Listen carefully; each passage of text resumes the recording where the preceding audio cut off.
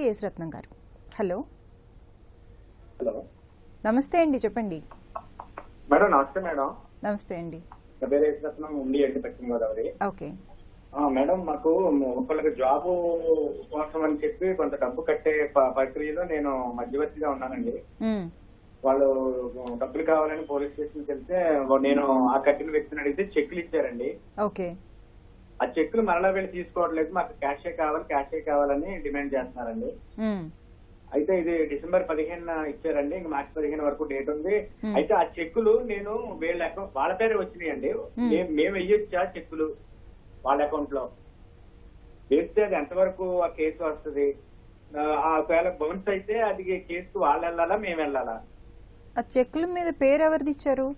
వాళ్ళది, వేరే వాళ్ళదండి. మేము అదే జాబ్ కోసం వెళ్ళిన వాళ్ళు, మేము మధ్యవర్తులం అండి. కాకపోతే మేము మధ్యవర్తిగా ఉండడంతో మమ్మల్ని పట్టుకున్నారండి. డబ్బులు రప్పించారు, చెక్కులు రప్పించారు, చెక్కుల వరకు ఇచ్చారండి. ఆయన ఇస్తానంటే చెక్కులు అని చెప్పి ఆయనగా ఇచ్చారండి కలిపి. అయితే మళ్ళీ చెక్కులు వచ్చాక వీళ్ళు తీసుకోవట్లేదండి, క్యాషే కావాలంటున్నారు.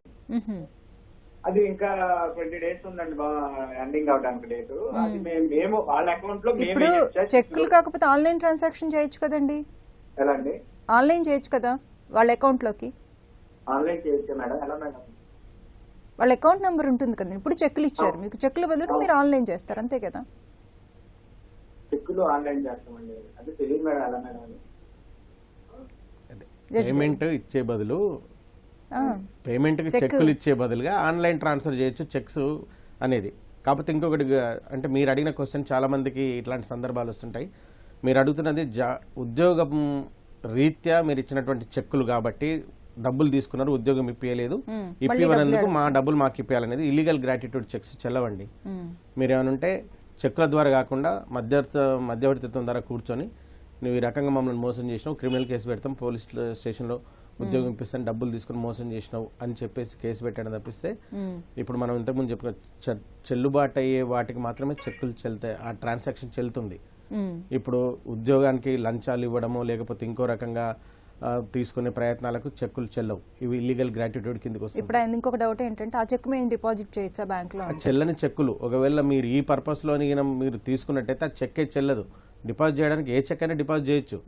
బ్యాంక్ అతను ఏముంటుంది, 3 months లో ఉంటుందా, ఇతనికి అకౌంట్ క్లోజ్ అయ్యిందా, ఎవరైనా చేయొచ్చు, డిపాజిట్ చేసుకోవచ్చు. కానీ బయటకు వచ్చిన తర్వాత మీరు కేసు వేసి ప్రూవ్ చేసుకోగలగాలి.